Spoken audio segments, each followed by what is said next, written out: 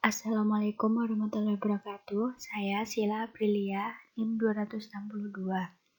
Di sini saya akan membahas chapter yang pertama, yaitu tentang Introduction and Overview of Audit and Assurance.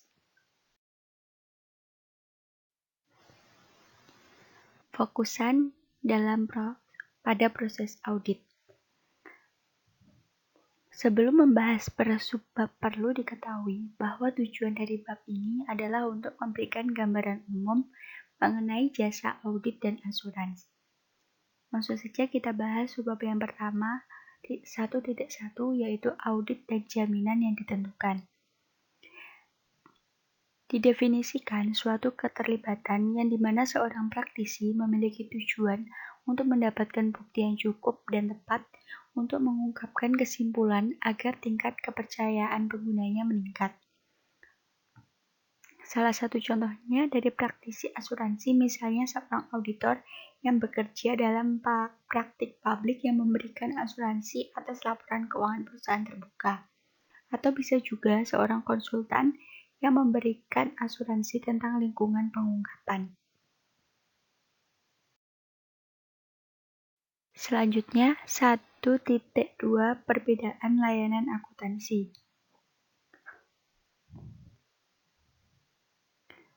Menggambarkan berbagai jenis layanan akuntansi, di mana jenis perikatan asuransi yang umum yaitu audit laporan keuangan, audit kepatuhan, audit kinerja, audit komprehensif, audit internal, dan asuransi pada tanggung jawab sosial perusahaan atau CSR. Yang pertama ada audit laporan keuangan, yang memiliki tujuan agar auditor dapat menyatakan opini tentang laporan keuangan yang dipersiapkan dalam segala hal material sesuai dengan kerangka pelaporan keuangan. Di dalam audit juga terdapat batas audit.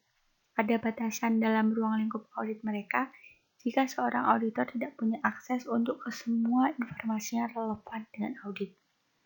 Jika seorang auditor ini tidak bisa memahami situasi seperti ini, biasanya mereka pada kesimpulan yang kurang tepat karena berdasarkan fakta yang tidak tepat pula.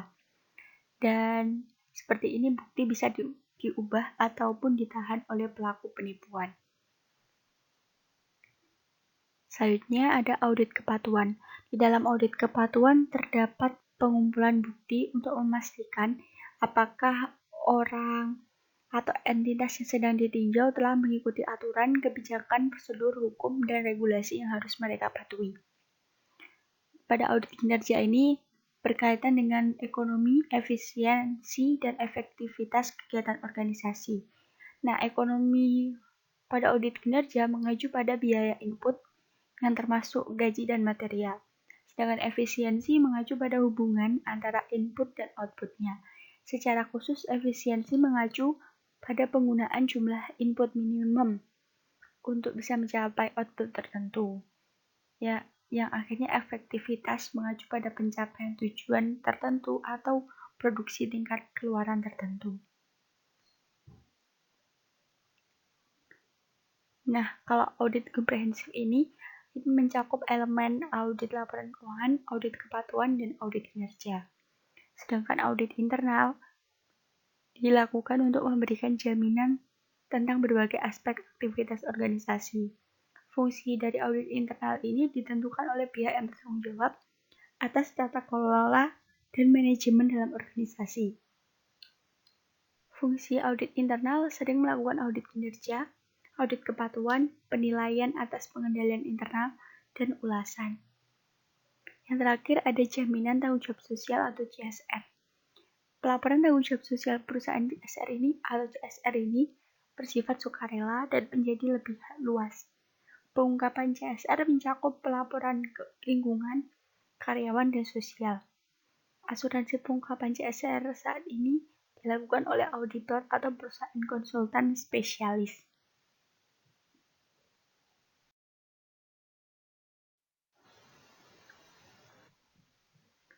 Pada subbab 1.3 yaitu akan membahas tentang perbedaan level akuntansi. Perbedaan level akuntansi di sini terbagi menjadi 3, yaitu asuransi yang layak, asuransi terbatas, dan juga tidak ada jaminan. Yang pertama, Asuransi yang layak ini bertujuan untuk mengumpulkan bukti yang cukup untuk membentuk suatu ekspresi baik dari opini yang benar dan kewajaran dari informasi agar terjamin. Sedangkan pada asuransi terbatas, memiliki tujuan untuk mengumpulkan bukti yang cukup untuk membentuk ekspresi yang negatif terhadap suatu pendapat tentang sesuatu yang diandalkan dari informasi terjamin.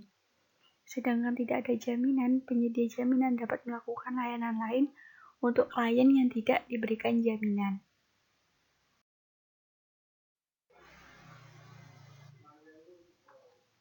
Pada subbab 1.4 akan membahas tentang pendapat audit yang berbeda.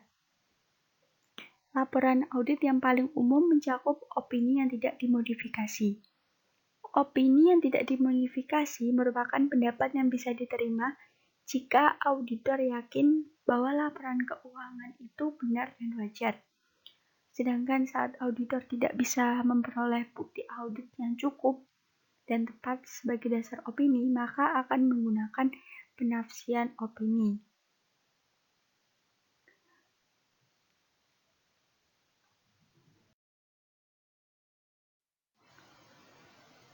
Di subbab 1.5 ada penyusunan dan auditor.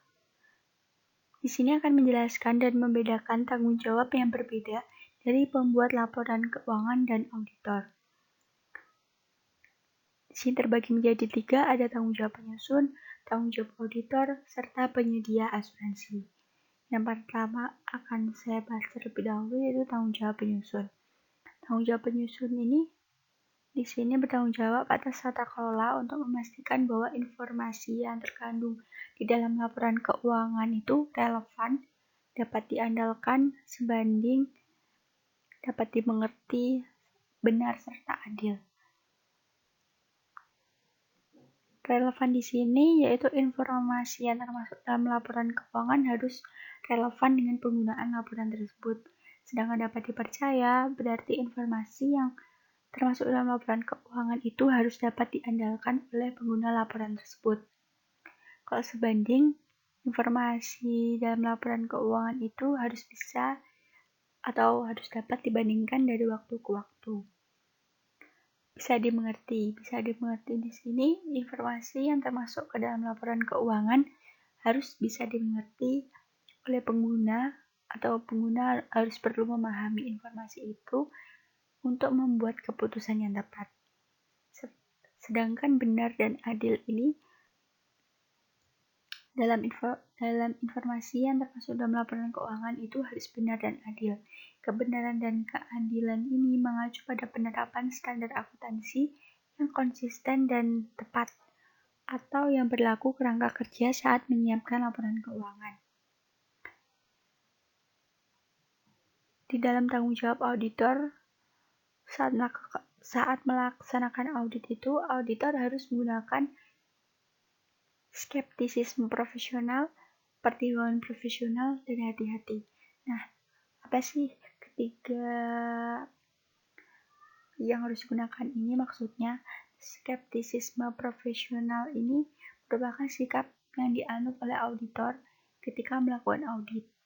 Yang artinya auditor itu tetap independen dari entitas, manajemen, dan stafnya saat mereka menyelesaikan audit kerja. Sedangkan penilaian profesional ini berkaitan dengan tingkat keahlian, pengetahuan, dan pelatihan yang digunakan auditor saat melakukan audit.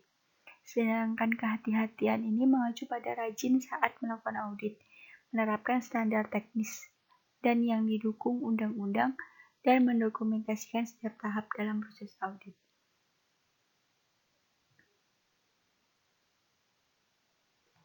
Ya, penyedia asuransi ini, jasa asuransi disediakan oleh perusahaan akuntansi dan konsultan lainnya. Ya, layanan yang termasuk dalam non-jaminan ini mencakup layanan konsultasi manajemen, merger dan akuisisi, kepilitan, pajak, dan akuntansi.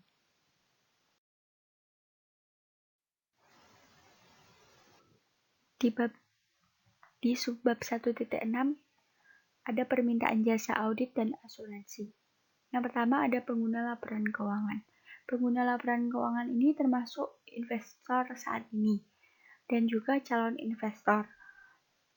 pemasok, pelanggan, pemberi pinjaman, karyawan, pemerintah, dan juga masyarakat umum.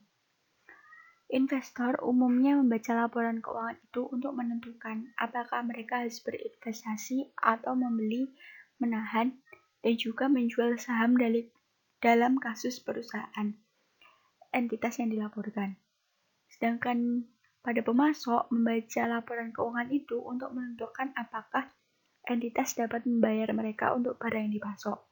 Sedangkan pelanggan untuk menentukan apakah entitas kemungkinan itu akan tetap bertahan jika pelanggan mengandalkan entitas untuk bisnis mereka. Sedangkan pemberi pinjaman yaitu untuk menentukan apakah entitas itu dapat membayar bunga dan pokok pinjaman mereka pada saat dan kapan jatuh temponya. Sedangkan karyawan di sini yaitu untuk menentukan apakah entitas itu dapat membayar upah atau gaji dan hak lainnya.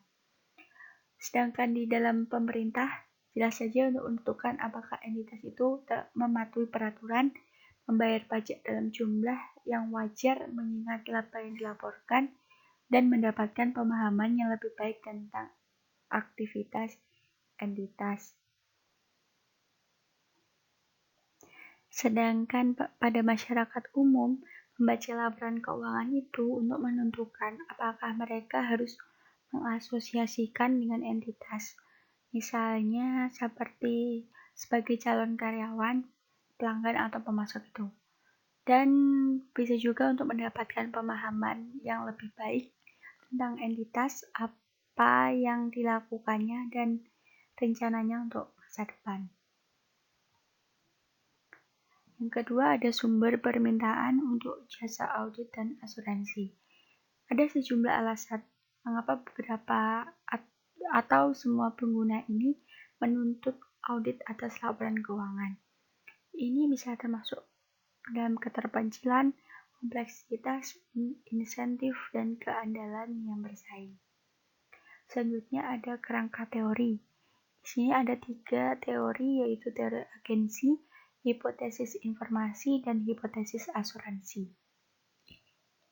Hipotesis informasi ini memberitahu kita bahwa karena permintaan akan informasi yang andal dan berkualitas tinggi, berbagai kelompok pengguna termasuk pemegang saham, bank, dan pemberi pinjaman lain akan menuntut agar laporan keuangan itu diaudit untuk membantu pengambilan keputusan mereka.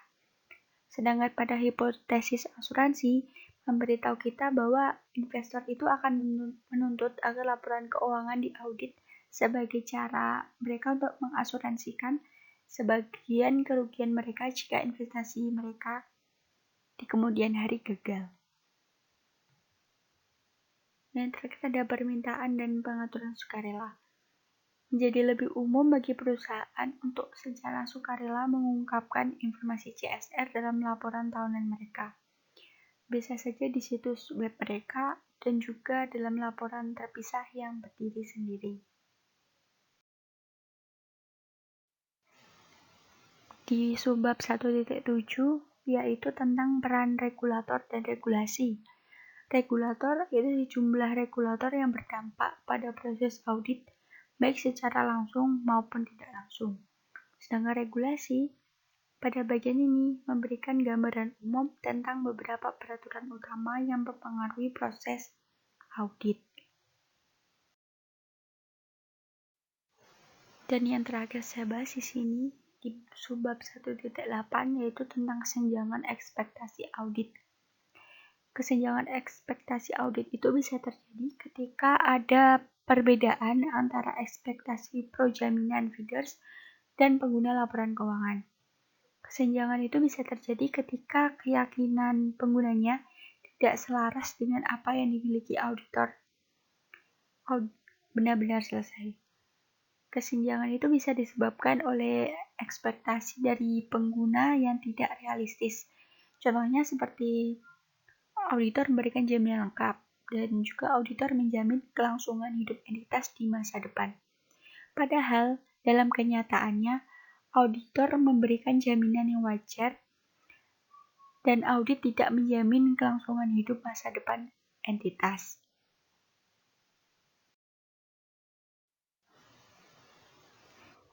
Sekian presentasi dari saya, kurang lebihnya mohon maaf. Wassalamualaikum warahmatullahi wabarakatuh.